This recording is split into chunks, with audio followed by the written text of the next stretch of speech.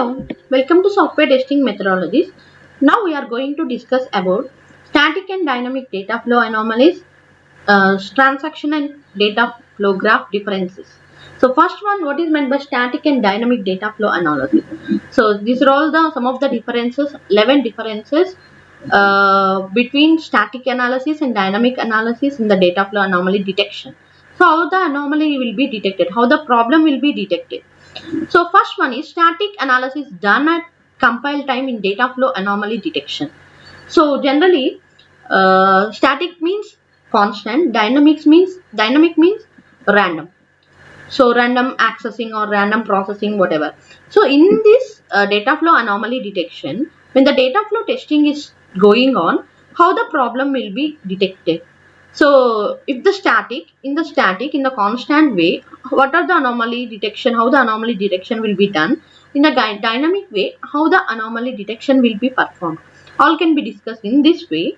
The first one is, it is done at static analysis done at compile time in data flow anomaly detection.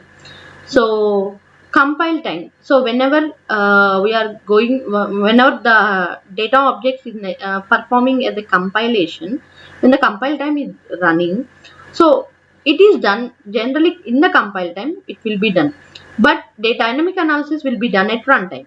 So randomly we use any data objects to detect the data flow anomalies. That is the way to define dynamic analysis is done at runtime in data flow anomaly detection. Next one, static analysis is based on the source code before execution. So it is based on the intermediate values that result from the program execution. So in the static analysis, it is based on the source code.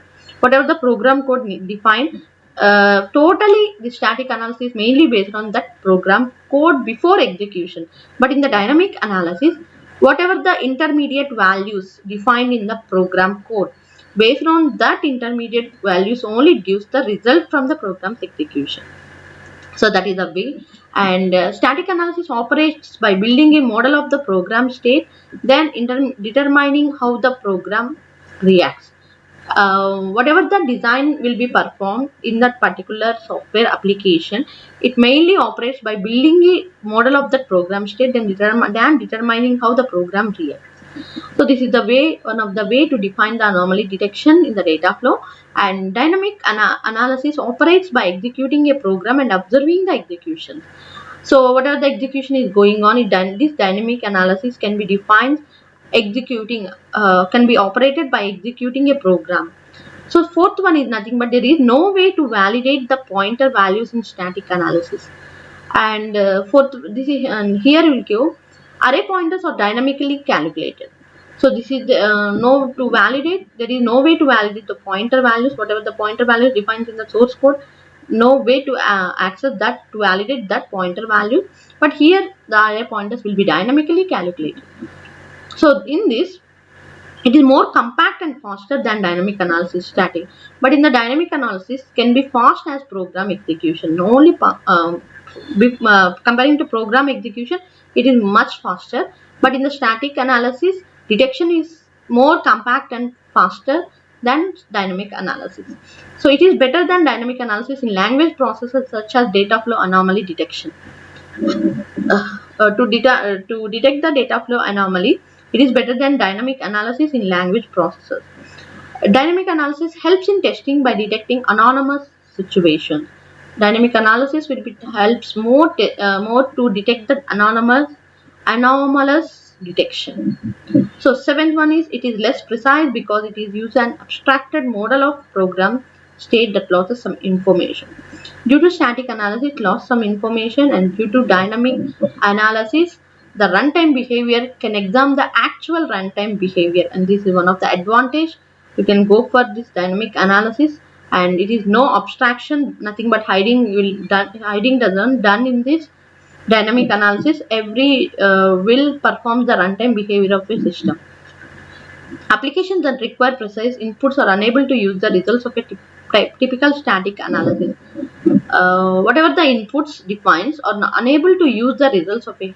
So whatever the inputs is given to process the particular instructions or data object, that uses the results of a typical static analysis. But in the dynamic analysis, it uses the results of a requires correct inputs, should take the this type of results can be defined by the correct inputs.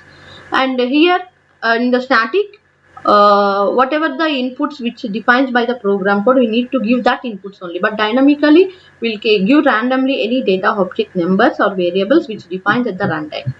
So next, source code syntax error detection is the static example, static analysis result, example for static analysis result.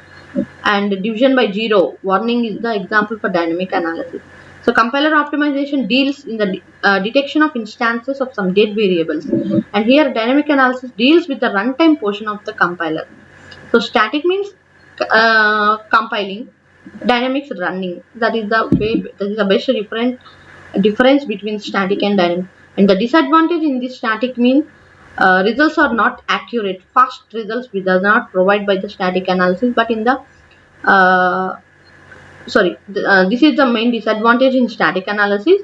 And in this dynamic analysis, disadvantage is its results may not generalize of that particular application, not generalized of that particular expression. And these are all the static analysis and dynamic analysis data flow anomalies detection differences. So next, coming to the comparison of transactions and data flow graphs. So these are all the 6 comparisons between transaction and data flow graph. Most important one. First one, what is meant by transaction flow graph and what is meant by data flow graph. Transaction flow graph is a graph consists of nodes, links and decision box.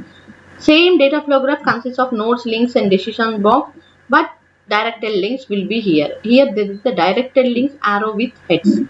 It has no direct relation between the processes and decision of flows transaction.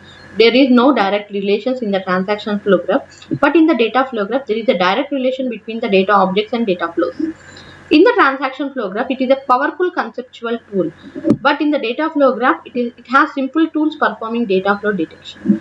So what are the problems rises in this transaction flow graph means inspections, reviews, walkthroughs, path selection, sensitization, implementation, test databases and execution. What I discussed in the transaction flow testing techniques. These are all the transaction flow testing techniques. And this means strategies. What are the testing techniques in data flow graphs? Nothing but strategies in data graph. All DU pass AU, DP, AU, APU plus C, ACU plus C plus P, AD pass, APU, ACU. All DU pass, all users, all P users, some C users, all C users, some P users, all definitions, all predicate users, all computational users. So this is one of the difference. It is generally used in complicated systems or application. It is used in web application. So whatever I already told this point in the transaction flow graphs. It is used in large number of complicated systems. It is used in web applications. So the last one is complications, births and merges or complication problems. And here the problems is anomalies. Your anomaly, nothing but undefined and read. DD means define the object twice. DU means defined or undefined anomaly. So this is the 3 ways combination of anomalies. And this is about comparison of transaction flow and data flow graphs.